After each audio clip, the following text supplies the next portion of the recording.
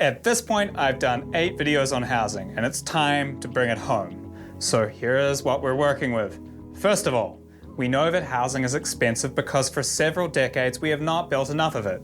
We like to blame investors, but they are mostly a symptom. It wouldn't be a good investment if housing wasn't so precious and rare. We also know that people generally don't like more density, even though it's key to solving this problem in a cost-effective and environmentally friendly way. Voters love their neighborhoods, and we don't want to see them drastically change. Deciding what gets built falls onto local representatives, but because we don't like densification nearby, we vote for local representatives who stop it from happening. But when every neighborhood and every city in your country does this, only a trickle of new housing gets built. However, not all new housing looks the same. The public will tolerate more densification if it's built in a certain style or from certain materials. But our government and architecture professionals often ignore this citizen preference factor, which makes NIMBYism needlessly worse. We also know that modern condos are accused of being luxury, but it's driven by a market. Most of what is different in modern buildings is down to our expectations changing over time. On the inside, modern building techniques let people live more comfortably and closer together, but fast fashion interiors are eating up precious construction resources on a culture of short-termism and cardboard furniture. Condo towers, although controversial, really do create dense neighborhoods. However, they are a symptom of not being able to build anywhere else and aren't the cheapest and most efficient way to add more supply. Green belts put around cities were well-intentioned, but resulted in brown muffin tops as people desperate for housing drive through them until they qualify for a mortgage. And finally, we looked at the benefits of inclusionary zoning and the power it has to create a better city. However, lowering house prices is not actually one of them, and in many implementations, they make the average house price more expensive by making builders, rather than investors, pay the tax. Yeah, housing. There's a lot going on. So here is a vision that I have called a right to build better. Firstly, at the provincial, state or national level, we need to pass a right to build medium density law. Now, we have to do this because municipal governments cannot. They are too accountable to their voters. No one wants to see densification in their neighborhood. So instead of seeing modest densification across a city in a nice, manageable way, we only see massive amounts of densification in the places where voters are not organized enough to resist. This is incredibly unfair and creates an inorganic form of densification that people do not like even more. By forcing everyone to take their share of densification, it won't be so jarring. Rather than one neighborhood being replaced and one left virtually unchanged, we need to move to a model where each street does their part and does something every decade, but it won't happen unless it is taken out of municipal hands. When you see the same bad decision being made in thousands of cities around the world with the same local system of government, you have a systemic problem. If your politicians at the higher level of government aren't passing these sorts of reforms, they're not serious about the issue. They often do support supply, but they put the cart before the horse. New public housing would be great, but they are trying to build it in a broken system where every dollar they spend gets much less housing than it should, and they would have to build much less of it if it was easier to build in the first place. But you may have noticed that it's right to build better. Our neighborhoods and city matter to us. We like what they are. The values of you and your neighbors should be respected when new buildings are built.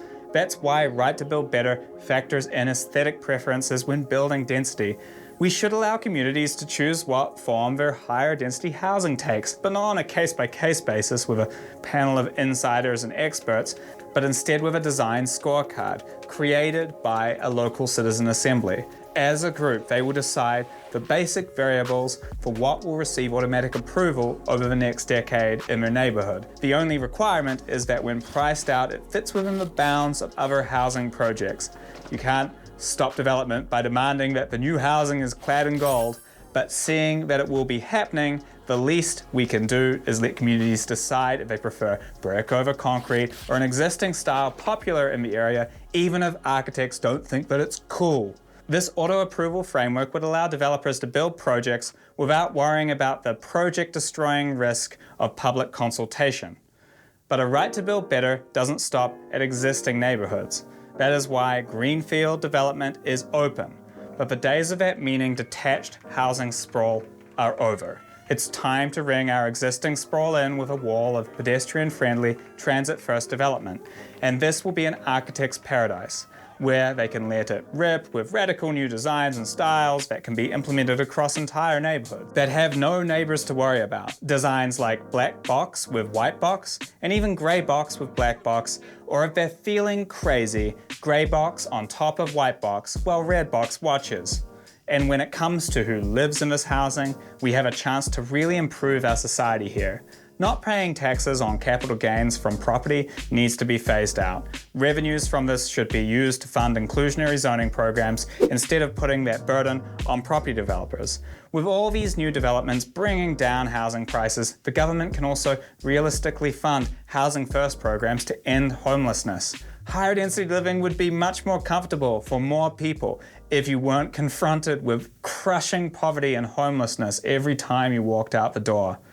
It's a miserable economy we live in, having to work this hard in such affluent countries because we can't sort this one thing out, where the entire country is scrambling to find shelter, then immediately turning around and barring access to others. We've all lost so much. Even those who own their own place often don't get to have their children, friends, and relatives nearby. This particular crisis has been going on for literally my entire adult life. But the truth is, we don't have to live like this, and many countries aren't putting up with it anymore. Right to build better sounds like idealism, but it's just a name for the types of things that are already being implemented in one form or another somewhere. Melbourne's design scorecard, the right to build law, and phasing in of capital gains taxes in New Zealand. Austria's new neighbourhoods, the Barcelona superblocks and its e-democracy platform Decidem. Finland's Housing First program, and the Global Citizens Assembly movement. We don't have to be the idealistic utopia that I've described.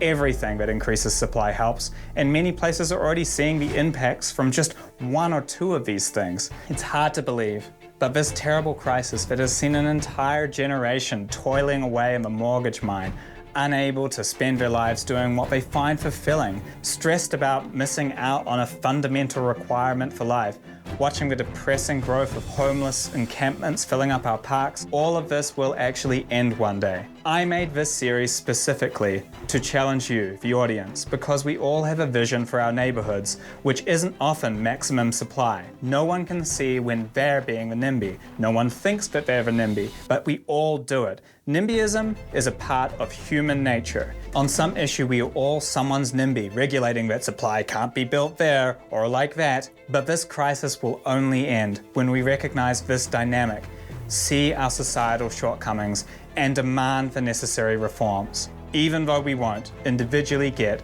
what we want, it will be better than this.